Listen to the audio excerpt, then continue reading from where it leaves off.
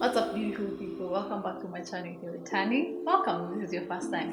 My name is Nicole, and this is Mental Health with Nicole, a place where we talk about our mental health challenges, things like depression, anxiety, PTSD, psychology, and human behavior. And today we're hosting Haggai. Haggai is a mental health. He's passionate about mental health. We're going to allow him to introduce himself. He works for MindVerse. Haggai, you're welcome. Thank you very much, Rachel. So happy to be here and get a chance to talk about something I really love and so passionate about. Okay. My name is Haggai Atukunda. I'm a passionate social worker, professionally I'm a social worker. And currently I work with MindVerse Uganda. MindVerse is a mental health consultancy firm. We help companies and organizations or any other money-making entity that employs more than 2 people to set up systems in that workplace so that their employees can have a structure that first of all protects their mental well-being, but also help them overcome mental health challenges that come through their work. We hope that with time we can actually make a great impact in our society. Definitely. How, if you allow me to go back, how did you come into the mental health space? What was the beginning of the journey like for you? It's actually interesting to answer this question, but because in our community, when we see someone that is passionate about mental health, we think maybe 2 or less ways they came into the field. Mostly the common ones are people with lived experiences. The other option is people that study. I studied mental health, so how I came into it, in my high school, A-level, I was a member of Red Cross and TEM. I became a president of the Red Cross Club in my school. So we used to do camps. So one of those camps I remember, one of the guests we had was a man called John. He was from Kenya. And he was a very experienced social worker who used to work with Red Cross in Kenya. And so along the way during the camp, we became close. He became my mentor. Like we used to attach students to mentors. So I was a part of the group that he was mentoring. And he started telling me about social work. I didn't know what social work was at the time, but the way he was talking about it looked like the best job in the world. He was so passionate about it, and he had, of course, he had made so much money, which was like the first incentive that we look at as young people when going into the job. It being a new field, I was learning so much from him. He convinced me to the level that when I was filling the job form for university courses, I only put social work. I only put social work. So I joined. Luckily enough, I got the points to join. So I went to Makerere and I started social work. Before that, I'm a big fan of music, rap. So you like growing up, you would hear people talk about anxiety, depression, drug addiction in music, but it never made sense. So when I went to university and I was doing a course in mental health, introduction to mental health, things now started tracking backwards. Things started making sense. Yeah, and then my supervisor told me, one of my lecturers told me that if I'm really passionate about mental health, I should find a way to do internship in Botanica. I like that. So you were really passionate that others could actually see it. Yeah. So when it was in social work, it's like an optional course. Like I don't know how, I've forgotten how we call it, but it's a course that some people can choose to study or not. So when it came, we were like 3 people in the course unit, and so whatever we would learn, it was like more psychology in depth and all that. So whatever I would learn, it became my gospel. Out of class, I would be talking about analyzing people, trying to assess people. So I got to be known, I think, around school department like as the mental health guy. So I went to Botanica for my internship, and there everything changed for me. I reached there, and so I found myself there. Like I found myself as a person in that space. yeah, I was lucky enough to find my passion early on at that stage and get a clear picture of what I wanted to do. So the experience in Botanica, learning more, now working on cases, like real life cases of now you are dealing with people that had actual mental health struggles. After listening to music, learning in class, you don't know what it looks like, what it feels like to have a mental health problem. Yeah. But going to Botanica, it exposed me to real life situations. So I got a chance to be involved with so many cases as an intern student that I chose to stay there after my 2 months of internship. So I chose to stay there. I was a volunteer in the social work department, but I also made friends in other wards, other departments. I think they were called. I've forgotten what they were called, but they'd be like red. Orange. They are classes, not classes. Also, groups, something like that. There's green, red, blue. For patients. You're in orange. Yeah. So I can't say I was in any because I was everywhere. You had social work. Yeah, I was everywhere. So what I was doing initially was manage cases, case management. So what did that look like, case management? It's like the best thing for a young professional, for like someone that like me that was passionate. What does case management look like? Is it like what does it involve? So case management is that the hospital assigns you a patient. Okay. So you're not treating them, but you're helping them through their recovery and rehabilitation journey. Let's say I am struggling with substance abuse, or I have schizophrenia, and I'm assigned to you. So they give me your file. I have to know your diagnosis, like you say, schizophrenia or drug abuse.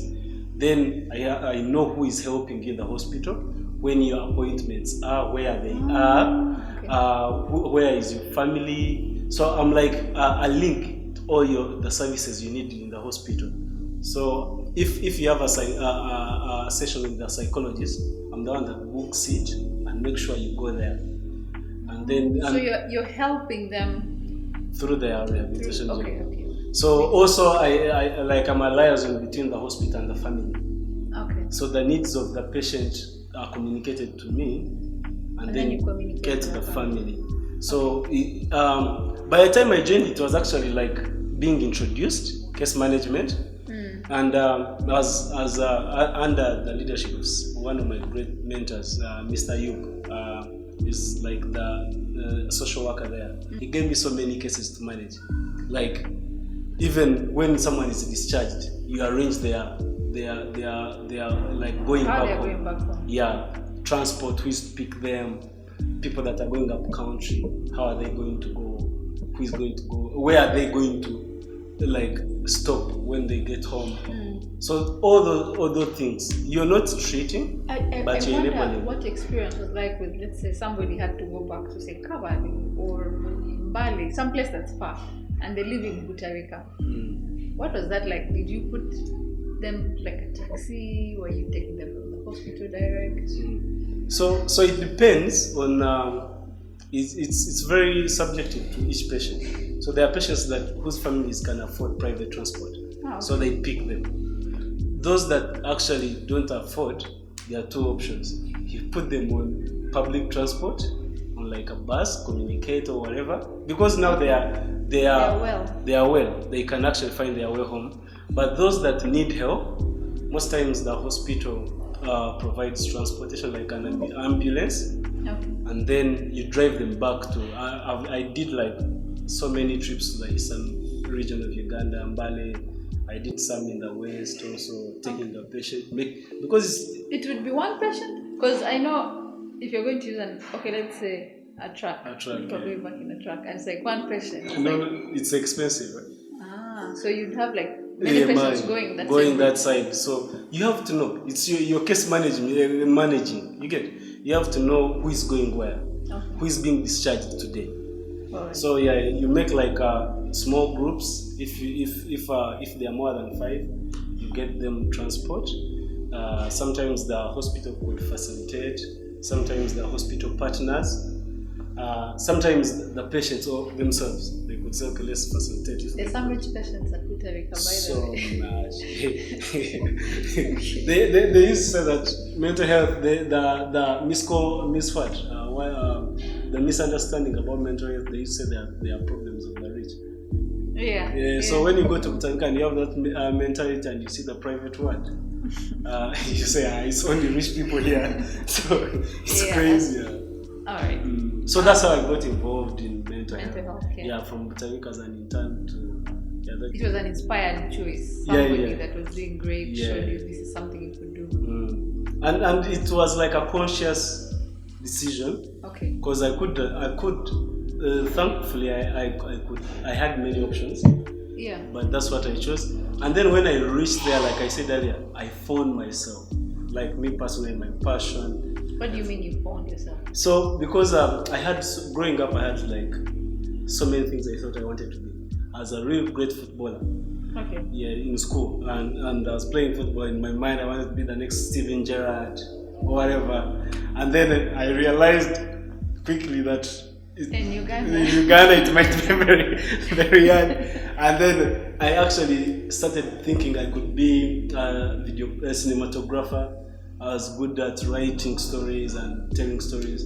So I thought I wanted to be the next, maybe Hype Williams, Sasha Vibes, like do videos and all that. And then quickly that passion died out. I don't know why, without even ever venturing in it. And then I thought I would be a great lawyer. And then I did you used to talk a lot? Yeah.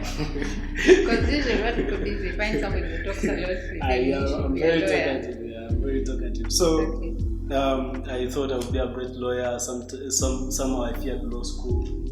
Yeah. But around that time, that's when I met the social worker. Okay. And then I realized that maybe my calling is to help other people, to enable other people. I don't like calling it helping. Yeah. I prefer enabling because people help themselves. True. Yeah, so I thought, enabling people has been good for me myself. All right, I have one question. If we were to understand the person you are today, what would we have to know about your childhood? Because I believe as we grow up, a lot of the things that we are come from our childhood, right? And it's like, it's a lot of influence from our childhood. It shapes us a lot of the times. So what would we have to know about your childhood for us to understand the man you are today? Wow, great question. I hadn't thought about my childhood in a while. I think I had a great childhood. I will tell you why. One of the things that stand out for me is that I was very playful. So I had so many friends as a child. I'm the fourth born, 2 girls ahead of me and 1 girl. So I was raised. You're an only boy. I have a big brother who is a firstborn, but he was a bit older, so I couldn't hang out with him so much. Okay. So I grew up at home. I was mostly surrounded by girls, and I was raised by my mom as a single mother. So I had like a great relationship with my sisters and my mom. So I think some of my traits as a man now, as a growing man right now, were shaped by the women around in my life. I think that's where something like the caring side, the empathic side of me comes from that, because I saw how much they took care of me. I couldn't do anything by myself. I couldn't wash my clothes. I'm a terrible cook because of them. They cooked for me all the time. They never allowed me enter the kitchen. All I did was maybe do the dishes, go play. Only that, come back, eat. So those are the standouts for me, being raised by the women in my life, but also being allowed to go out and explore and make friends. Because for me, even right now, I have friends that we go back to 3 years old. If I meet a new person, I make sure they know that the oldest person I know apart from my family is Francis. It's called Francis. Because we go back, so I want them to know that I don't like short term. It's not like I don't like them, but it's not what I find myself doing, like short term relationships with people. with whether it's work, whether it's social, whether it's personal relationships, I prefer like long term. Yeah. Because I was raised by, that's how I grew up. When you say you prefer long term, now I'm thinking about your relationships, like your romantic relationships. Even that. It's like long term. If it's not like you've never been with someone just for just. It's like I have experimented things, and I've been in situations where it's like short term and situationships, yeah, like we call them, like even like a week long, even a month long, even days long. You say a week short. That's very short, yeah. So I have, but for me, I prefer nurturing relationships. Okay. And for me, I love nurturing people. So I always I always tell people that I'm a great academy for relationships. Like all my exes are married. So I nurtured them to, after me they have to get married. Wow. Yeah, so I always tell people that if you want to get married, come date me. Come date me. You're going to be a great wife. Are you that friend in your friend group? Are you the one people come to and they have relationship issues? Are you like that? Always. I'm like a fixer. I'm like the male Olivia Pope here. And sometimes I don't know how to help, because these relationship problems are so subjective and personalized. You have to have context to give people help. Yeah. But I am always that guy, Haggai. They are calling you at midnight, they are texting you, they think you have. And the thing is, Rachel, people think people like us always have real solutions and answers. Sometimes we don't know. We need help too. So it's people come expecting answers. Like, Haggai, this happened, I need answers. I want solution.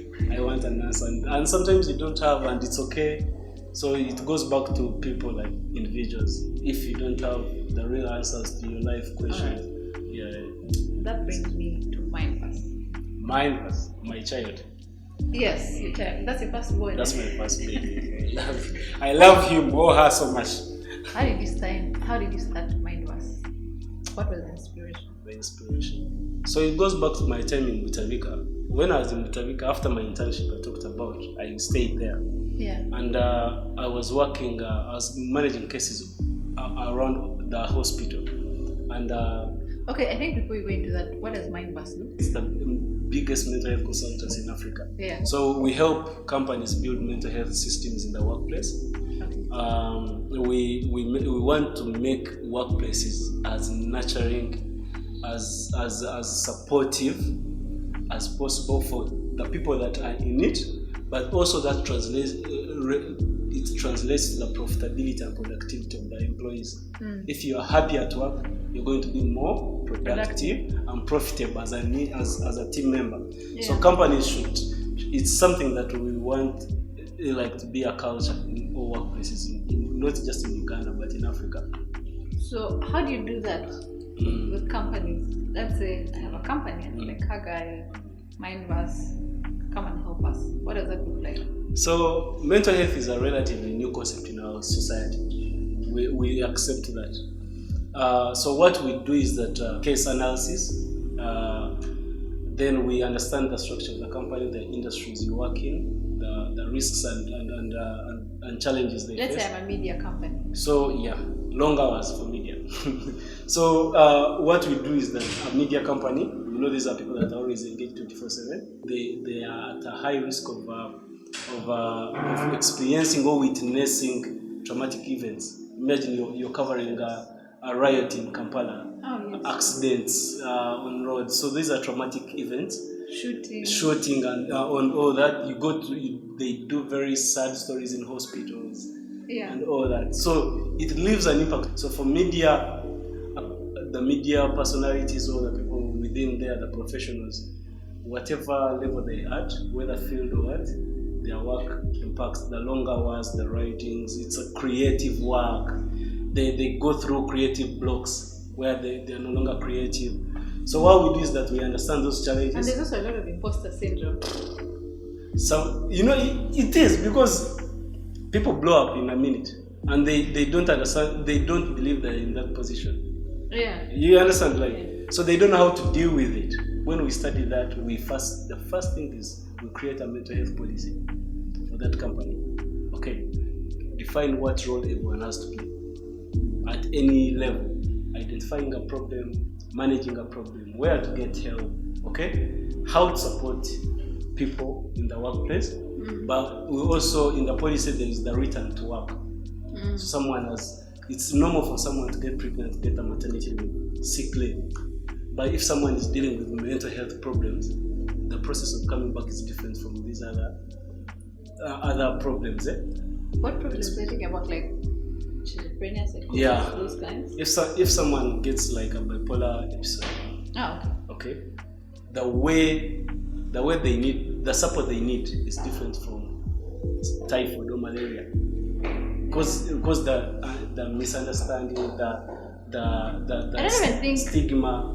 When people have like a bipolar episode, let's say they have a manic episode, I don't think workplaces usually take them back.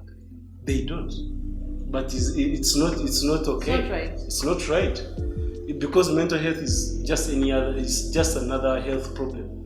Yeah. Okay, so that's why we do after the policy we educate. So you guys also do education? So many workshops. That's the basis of our services. So we educate the company employees and the bosses, especially the decision makers, about mental health. They must understand it for them to help the employees. So we educate, then we also train mental health first aiders. So within the team, they have to be people that go through a specialized training for maybe 2 weeks, so that they are the first aiders. They are the fire extinguishers on the wall. They are the emergency doors. Are they part of the team? Yeah, they have to be within. Because it can't be someone outside. It has to be someone that lives and works with those people to easily know that this person is. So you train them to sort of notice when things are beginning to go off. Going off, or what if they go off? Okay. At work, how do they help? Because someone like with bipolar, if you don't know, you're going to end up fighting them, or even restraining them, hurting them, or you understand. So they need to know if someone is maybe epileptic, they have epilepsy, how to manage a seizure maybe, or something like that, who to call, where to take them. Then depending on the industry you do, we also do trauma risk management. So there are professionals that in their line of work, they're highly likely to experience trauma or witness traumatic experiences. For example, people in the transport sector, the drivers, the boarders, that's why we work with people like Safe Border and all that. You witness an accident or you survive an accident, but you have to go back on the road. You understand? So there has to be a system that actually helps you deal with that experience, maybe in the moment or in the long run, so that it doesn't affect you. Because trauma affects you, and it doesn't only affect a person, it affects the people around them. So there has to be trauma risk management. Then the other thing is that we build referral pathways for companies. If they need a specialized care, who to call, where to find it, depending on the challenge. Also, we do return to work services. So if someone in your company has had an experience, we come and prepare your team to welcome them back, but also help them to come back. It's a very, very necessary service. And then we have a digital tool. It's called Happy at Work. So it's and I recommend it to everyone, every workplace. So it's a digital tool that teams can use to actually measure things like job satisfaction, workload, work stress, because those are signs that things might be going bad or good, and it gives like real-time data to teams, to managers, to know what department is the most stressed. So how do people use this digital? The digital tool. So we create an account, we subscribe a team. It's a paid for thing. So you subscribe, you enter that it's anonymous, so you won't know who is sending a message. But at least you send. There are two types of service. How do you help people then? If say I'm the one at work and I'm facing challenges, then I use this digital tool. So the manager HR could be anyone. They can send a survey or whatever on Monday and say, give like real quick questions, and then you say maybe out of 5, whatever the format they choose, out of 5, say, so they will know what department that stress is coming from, the response.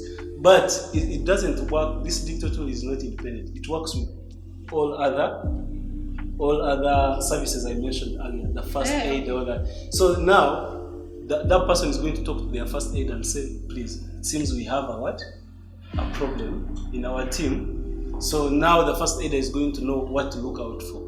And then for them, because they are trained to handle those cases in a way, they help that they can easily identify that person and then talk to them on finding help.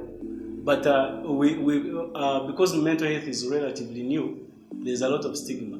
So if it's not anonymous, you could easily get fired because you're stressed or you're mentally unwell at work. So that's why we prefer the person trained to identify that person gets to know before the boss, the big team, so that now they can help. Otherwise, we are going to get people fired in Kampala.